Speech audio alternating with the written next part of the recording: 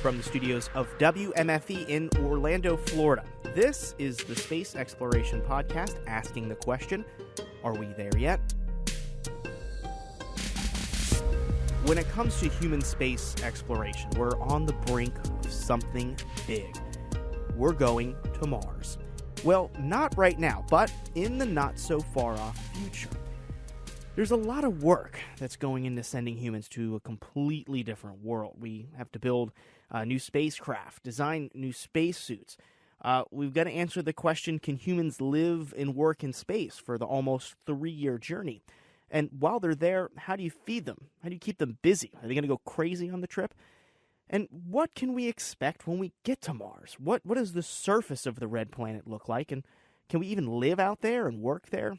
Well, in this podcast, we're going to explore the efforts of scientists, administrators, and thinkers that are trying to answer those questions when it comes to this giant leap to Mars. In every episode of this podcast, we'll try to find out how close we are to this ambitious goal, and we'll ask the question, are we there yet? But before we look to space, before we even leave the atmosphere and count down, before we head to Mars, let's start at a place a little more familiar to all of us here on Earth. Hollywood. That's right, we're starting in Hollywood. The movie The Martian follows stranded astronaut Mark Watney, played by Matt Damon. Now, most of the technology that you see in that movie is stuff NASA and other agencies either use or will use for deep space and planetary exploration. So the film's based on a sci-fi book called The Martian by Andy Weir. And right before the film premiered, Andy gave me a call to talk all things Mars. And he began by telling me what got him thinking about the book and the eventual demise of botanist Mark Watney. Well, I was sitting around at home imagining how a manned mission to Mars could work, not for a book or anything, but just because that's the sort of dork I am. And I was thinking, okay, how do we get people to Mars? How do we get them back? How do we keep them alive when they're there? And any mission plan needs to account for failures. So what if this piece of equipment breaks? What if that breaks? What if these two things fail at the same time? How do we make sure the crew doesn't die? And I started to think, like, hey, these failures and the things you'd have to do to stay alive are starting to make for a pretty interesting story. So I created an unfortunate protagonist and subjected him to all of them. How much research did you put into the specifics of a mission to Mars and what could fail? Oh, tons of research. It took me about 3 years to write the book, and I would say I spent half that time researching. But, not all. I didn't do all the research up front. I did it as I needed it. Everything in the book, with a couple of exceptions, everything in the book is real science. And I did all the math and worked everything out as best I could. Is that the same stuff that NASA uses now or will use in these upcoming Mars missions? Absolutely. All the technology shown in the book is real. It's not just speculative. Like the ion drives that Hermes has, they have those. Those exist. Those are real and even put to use in space probes already. The oxygenator there's an experiment called MOXIE that's going to Mars in the Mars 2020 rover mission that'll be doing, that is basically the oxygenator as described in the book, and so on. Looking at NASA's plan for putting astronauts on the surface of Mars, does it closely resemble what you wrote in the book, or how do they kind of differ?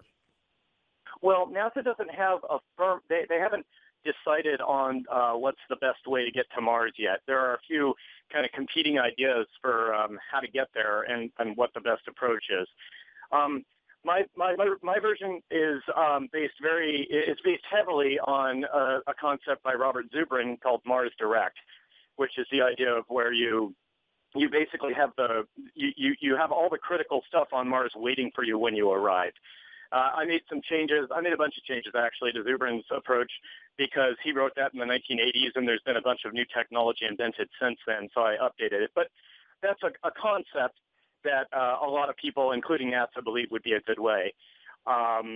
I think it won't be that simple. I suspect in real life, the real first manned mission to Mars will be a very large multinational effort, more organizationally similar to the International Space Station than to the Apollo program. I think it'll be great, but I don't think it'll be like we imagine it. So you're saying they should read your book as a blueprint, right? I don't think so. I think they know a little bit more about space travel than I do. I think they're fine. So in the book, Andy Weir, when people on Earth do find out Watney is alive, all eyes are on his survival and rescue to the point where cable news networks, you write in the book, have a dedicated show. Where did that come from? It was, well, it's just human nature. It's just obvious that would happen. I mean, if you imagine if that were really happening, it would be wall-to-wall news coverage. Yes, a lot of the kind of high concept is basically Apollo 13 on steroids, right? I mean, like when the Apollo 13 astronauts were on their way home during that time, it was, I mean, I wasn't alive yet, but I mean, you can see the old file footage. It was the only thing on the news, nonstop, constantly. Andy Weir, do you think that, these future Mars missions, the public will be as intrigued with or without a disaster? Do you think they're going to follow this even if all systems are go? Oh, absolutely. I think that first manned mission to Mars will evoke those exciting feelings of exploration that we had back in the 60s. Although this time without an adversarial space race, this time it would be just, like I said, I think it'll be a large international effort. So it'll be a very positive message if you think about it. Hey, we may have our problems, but we're all going to work together to do this big, awesome thing that'll be remembered forever. I want to go back to the book again. The marooned astronaut Mark Watney, he's witty, ingenious, walks with a bit of, you could say, swag almost. Kind of reminds me of the early Mercury astronauts as portrayed in The Right Stuff. But, his background is far from the test pilot roots of early astronauts. But do you think that future astronauts are going to have that bit of moxie that Watney has? Oh, I think all astronauts have that moxie. I don't think you can make it through the selection process without having a high degree of self-confidence and but not recklessness. And also in terms of the scientific aspect of his personality, I mean, he's a botanist and mechanical engineer. That's also already the case. The modern astronaut selection, almost all of them are PhDs in something. I mean, the science aspect of being an astronaut is absolutely critical now. Andy Weir, here's a question from one of my Twitter followers. The character Mark Watney, he's a botanist, and when he realizes he may run out of food, he decides to grow potatoes. Why do you think he chose potatoes, and why are they the best crop for him to grow on Mars? Right. Well, it turns out potatoes have the highest calorie yield per land area of any crop by far. So in other words, if you've got a limited amount of space to grow things in, as Mark has to grow things in his habitat, his little pressurized area, because you can't grow anything out on the surface of Mars. It has almost no atmosphere. The temperatures are it's just not possible. So with his limited space, he needs whatever generates the largest amount of calories per unit land area. And that turns out to be potatoes by far, by an order of magnitude. For some reason, just the way nature worked out is potatoes crank out calories compared to anything else. Andy Weir, as NASA and other agencies plan a long-term mission to Mars, are they having discussions like terraforming Mars or possibly establishing greenhouses on the surface to kind of grow food? Well, absolutely. A great many people are working on those concepts. Now, just to kind of divide that up, terraforming is extremely speculative. We don't have even remotely the technology to make that happen yet. So that's something that's centuries away, if at all. But talking about having a greenhouse, that's something that people are working on right now. And the problem always comes back to it takes a lot of area and it takes a lot of space just to grow food to support a human. So if you wanted to have a permanent occupancy on the moon or Mars or whatever, you say like, okay, if we want 100 people, we're going to need this enormous amount of land dedicated to crops if we want them to be self-sufficient. How do we do that? Making a pressure vessel that big is very difficult. And so that's a constant challenge. And I think probably my guess is that will eventually be solved by a combination of two things. First off, really good ISRU, which means in situ resource utilization. So people will be able to make pressure vessels out of stuff that's on the moon or on Mars, so you don't have to bring it with you. That's number one. And then number two, I think GMO crops are going to be critical. People will, the scientific community will say like, oh, okay, well, it took us a long time and a lot of money, but we've figured out a way to make super soy, and it produces, in a very small volume, it produces this enormous amount of like soybeans, way more than natural soy would, to compress the amount of space necessary to sustain a human population. That's my guess. But will it taste good? Yeah, absolutely, because taste is much easier to control because you can have imported flavorants, right?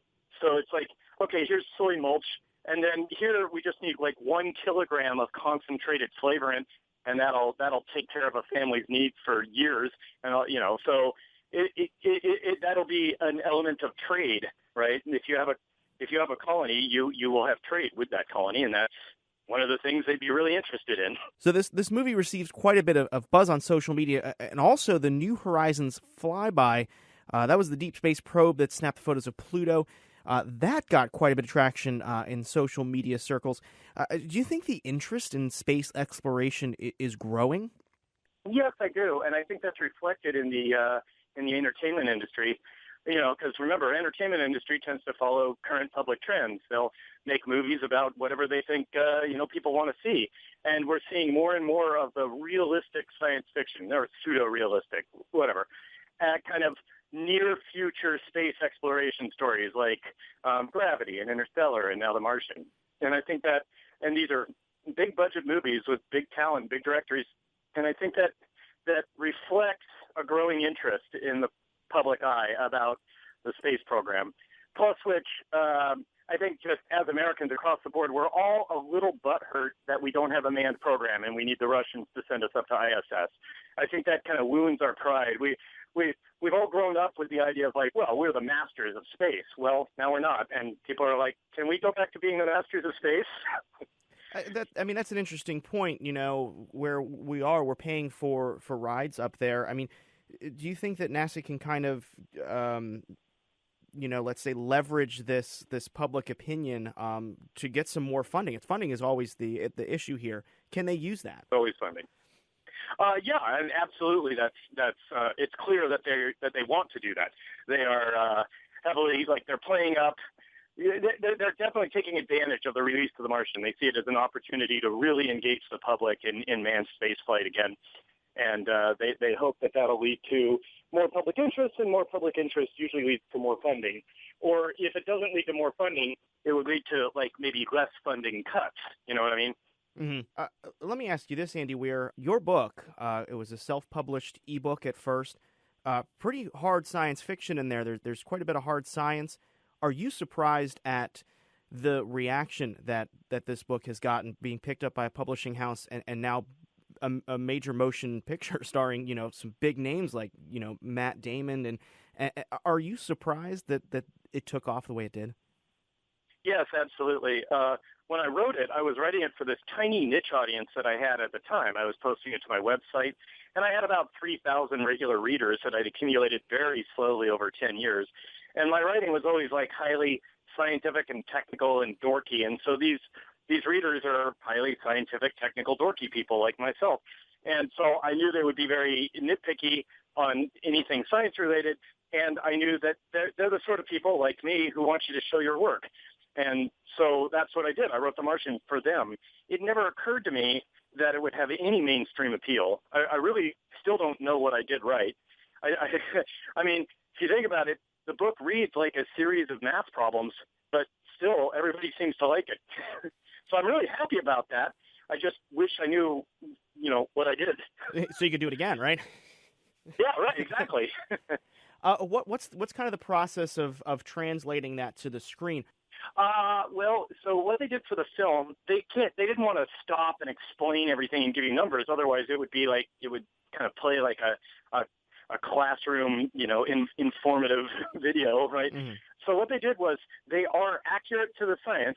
Everything in the film is accurate, like the book is, but they just don't give you all the numbers or explain all the details. So anybody who cared to go off and do the math on their own would find out that everything's correct, but they don't spend a bunch of time explaining every detail, you see? What's been the reaction from scientists that are working on this technology? Are they kind of like an awe to see it in a film or in a book, or it being utilized in this fictitious world? I think they're mostly excited to see it being like their research being put into the public eye. You know, like I got to talk to. I recently went to JPL for an event, and one of the guys who came up at my book signing was the guy who's working on Moxie, which is basically the oxygenator from the book. And he was like, he's really excited. He's like, this is that thing in your book. This is exactly what we're working on. And he gave me a copy of his paper on the program. Like they wrote a paper first before actually building the thing. And it's just really neat. It's great. Scientists are very passionate about what they do, but it's rare for the public to be as engaged as they are right now. So I think they're really excited by it. Andy Weir, do you consider yourself an advocate for space exploration at this point? Oh, absolutely, and I always have been. That's not going to be a surprise to any of your listeners, I think. I've been a lifelong space nut for both manned and unmanned spaceflight. And, I think that we should have a long-term goal. When I say we, I mean humanity, should have a long-term goal of making a stable, self-sufficient human population somewhere other than Earth. It could be the moon, it could be Mars, it could just be a big old space station in solar orbit, but something that is not Earth-reliant. It can have trade with Earth, that's awesome, but not Earth-reliant, because once we do that, our odds of extinction go to pretty much zero. But right now, when we're all on one planet, there is a small but non-zero risk that our species could end. NASA wants to send astronauts to Mars, they say, by 2030. Private space companies say they can do it by 2020. Knowing what you know, when do you think we're going to step foot on Mars? Well, I think NASA absolutely could send people to Mars by the 2030s if they got to maintain their budget. But I don't have faith in Congress to actually budget it. So I'm guessing more in the 2050 timeframe. And like I said, I think it'd be a large international effort. As far as private spaceflight companies, let's be clear and draw a distinction. There are companies like SpaceX, and then there are organizations like Mars One. Now, SpaceX is a booster company, and they have designs to go to Mars, but their main focus is on being a booster provider, basically a freight company for transporting things into orbit. I think commercial spaceflight is going to be instrumental in an eventual Mars mission, because by the time we're putting that together, the cheapest way to get stuff into orbit will be these, contracted spaceflight companies like SpaceX. So you'll see something like, okay, NASA and ESA and the Russian Space Agency and a bunch of other guys all get together and they say, we're going to make this happen, but we need to build this ship that's going to weigh like 600,000 kilograms, so we need all that stuff put into orbit. So, okay, hey, SpaceX, we want to buy 19 launches from you to put this crap up into orbit, that sort of thing. So that's how the commercial aspect will come into it. Now, as for Mars One, I don't take them seriously at all. I think they serve a useful purpose as a think tank, but their funding, they have these, in my opinion, ridiculous notions of funding. Right now, they have about $400,000, which is not enough money to colonize Nebraska, let alone Mars. And they think that they can get tens of billions of dollars from a reality TV show. And that's, many, many multiples, many orders of magnitude, like 100 times more money than like all the reality TV shows have ever gotten. So I just don't take them seriously as anything other than a think tank. Andy Weir, what's next for you? Do you have your next book in mind, and can you share it with our listeners? Yeah, I'm working on my next book now. It's tentatively titled Zhek, Z-H-E-K, and it's more traditional sci-fi. It's got aliens and faster-than-light travel and stuff like that. I put a lot of work into coming up with a physics model that allows faster-than-light travel and doesn't violate any other physics. But yeah, it has some made-up physics in it. And I'm most of the way through the first draft now, and I hope to get that out in mid to late 2016. Andy Weir, he's the author of The Martian. He joins me by phone. Andy, thank you so much for speaking with me. Sure, thanks, man. Thanks for having me. Well, that about does it for this episode. Support for Are We There Yet comes from the listeners of WMFE. You can follow the show online. We're on Twitter at AWTYMars, or reach out to me in the Twitterverse. I'm at Space Brendan. Are We There Yet is a production of WMFE. You can follow more space news online at wmfe.org/space. I'm Brendan Byrne. Thanks for listening.